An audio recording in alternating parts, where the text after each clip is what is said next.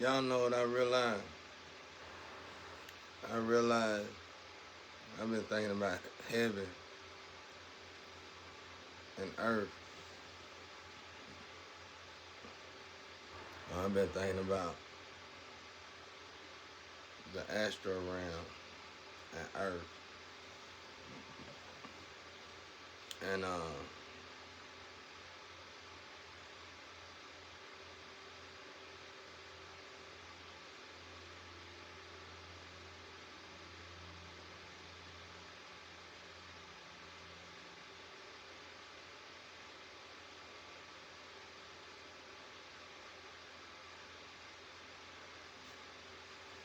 And I've been thinking about,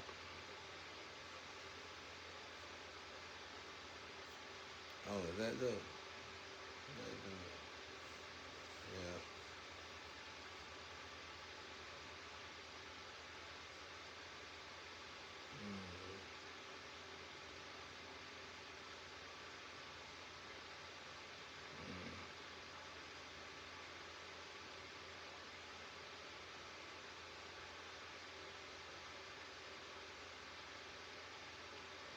Alright.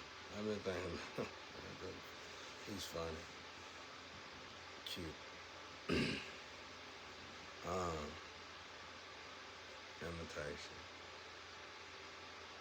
of a real thing. A joke.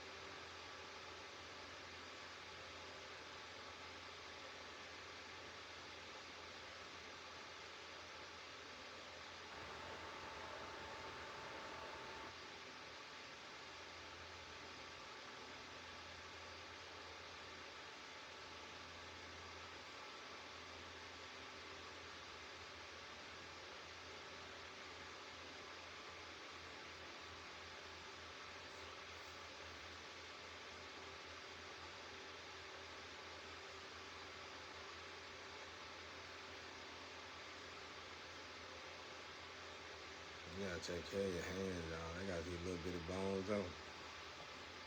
If you fracture one of them, I used to tear them up all the time. I think your feet got it too. If you walk on cords on your feet, I think they're on the opposite side. They could be all around your feet.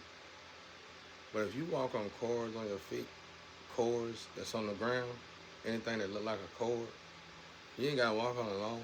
You can walk on it for a week. You can walk on it for 2 or 3 days, and you'll feel like you got ankle and leg problem, like ankle and feet problem.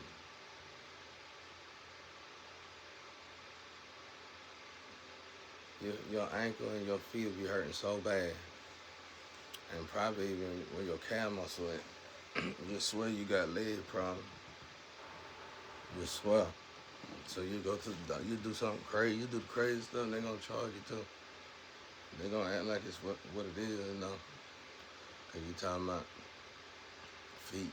That's a lot of different. If I ain't mistaken, them like surgery. X-ray. All that's high.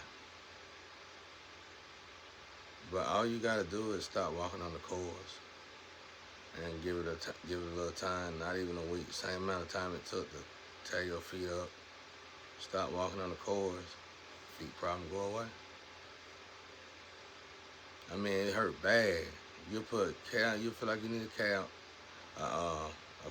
whatever they call them thing,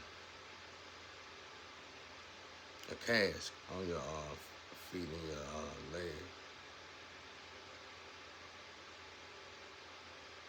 which they probably would put it on now to keep your feet tight. That'll be tight. That'll be high. That's some high dollar stuff though. Anyway, um,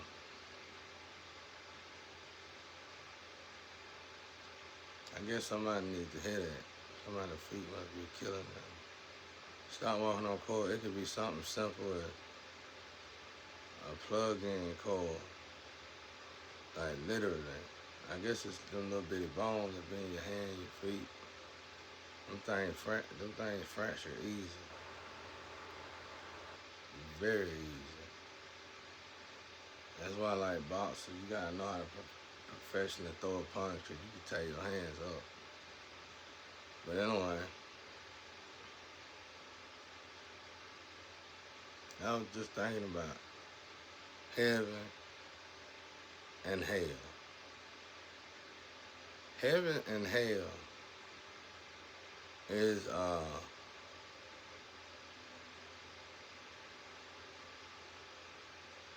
the rich class and poverty is an example of heaven and hell, or vice versa. So, hell, poverty, you can't build a beautiful home, which I was thinking that. I said that too many times. What I'm saying, let's clean it up. You can't build a beautiful home in the slum and expect to live a good life. Or the enemy will come into your home and tear the thunder inside out. Heaven and hell, like I said,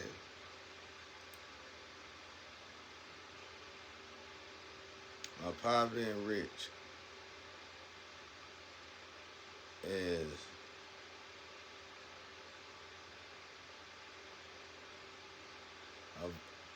is the opposite version of hell and heaven.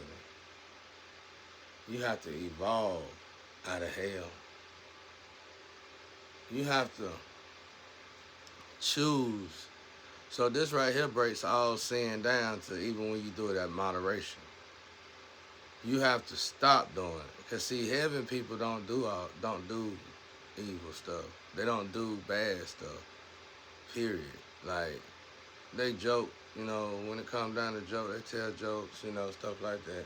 They have fun, y'all. People think they ain't fun, but your definition of not fun is really not relevant. Your definition of not fun is being with one lover. Your definition of not fun is not being able to drink, not being able to do drugs.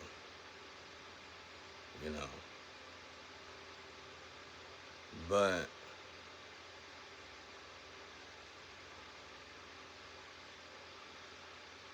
you wouldn't know that if you ain't never quit. You wouldn't know that if you never tried it, you know what I'm saying? You're just guessing that. So, heaven is an evolution of something. I don't want to say that. But anyway, what I'm trying to say is, I ain't got the word this morning, but what I'm trying to say is that poverty, you must get out of the poverty mindset, and it must be on a level where a lot of y'all let's say you're in the same hood, are on this positive mindset. One of y'all in the hood couldn't just build a mansion and say, yeah, well, unless it affects everybody else, then they do it. But then, why did they do it, Did they do it to compete with you in a bad way, or did they do it to compete with you in a good way? So, it would basically have to start in the mind. And it would have to be with 3 or more. It would have to be more people involved in that poverty class. The poverty class people must get out of their ways of thinking. That's what separates heaven and hell. It's the thought pattern. It's the way we think. That's it. That's beautiful, ain't it? If I said it right so y'all can get it. It's in my head beautifully, though. I don't know if y'all can see it like I'm thinking it, though. Alright, I ain't got the word. I took me some Benadryl last night. Man, I'm still I feel good, though. But yeah, heaven, somebody in my energy. It must be, if I feel like it's a celebrity. I don't know him though. I think I saw him a couple times. And I think I saw him. He with that little group that was following me uh, like 4 or 5 years ago. You don't want these problems, buddy. You don't want these problems. You look healthy and good because you stole a lot from people and you're able to put that in yourself. But I wanted to know that ain't gonna win you no battles, not no real ones. But if you want it, you can get it though. You sure can. You can get it though. But you don't want these problems, man.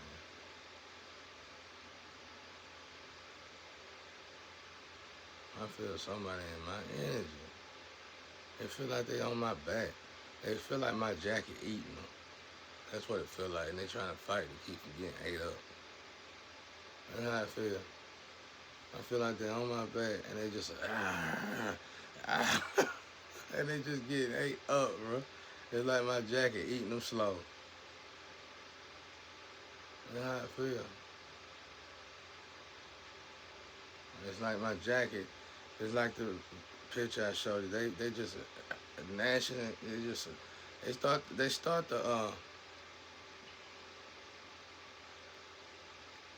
start the weeping and gnashing of the teeth as hell start to devour them. They start that as hell start to devour them, y'all. Like real shit. Except it be like in the opposite. It be like, ah, and like I love that. That's why I say Tales from the Hood. You probably Tales from the Hood is one of them movies you would probably never be able to remake better than that. Whatever everybody was going through in that movie and the producer and everybody, that shit that was authentic and real as it could get. I don't know if they all had a hell experience or what, but that movie, that damn Tales from the Hood, I think that old one, where that dude at the end, he said, "I don't want to go to hell." No, he said, "I go to hell. I go to hell. I go to hell." That's how this person feel on my back. Ah, ah, but he's getting swallowed up by hell, and that's how it is. Weeping of gnashing of teeth. It's weeping and gnashing of teeth. So when you finally get in there, and them gates of hell finally eat you and swallow you up, it go from you doing like that, I go to hell to let me out of here, let me out of here. That's why it go like yeah, go just like that. Because you ain't the hardest thing in the world, and you ain't the hardest thing that ever been created. You just a nuisance, and you getting on everybody's nerves, and you are not you, and you need to find yourself and learn to be yourself and grow up.